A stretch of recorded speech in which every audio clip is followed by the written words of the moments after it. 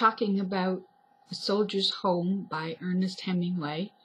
The story is about a young man, Harold Krebs, who is off to war, and when he returns, he finds that everything that he left behind has not changed.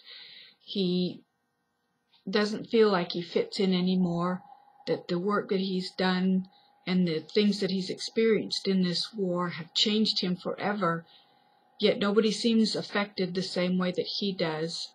There's been many people that have come back from war, and they fit right back in. They seem to have a desire to make the war of no effect or not change them or not be important. They speak of stories, they talk about it, they brag about it. But Harold seems so much different than other people. He left later, he came back a lot later. The war was over, and the big celebration of all the men coming back seemed to leave him without a hero's welcome, which again makes him think, why did I do this? Why did I go and fight and see the horrible things, and yet when I come back, nobody treats me any way different? My father drives the same car, parks in the same space, does everything the same, and yet Harold's life has dramatically changed. He can't fit in any longer. He thinks that by changing his location and getting a job elsewhere that things will change.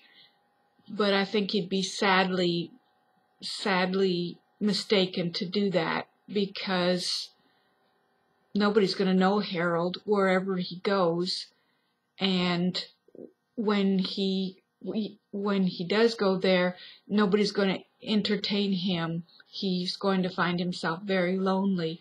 I think what Harold has to do is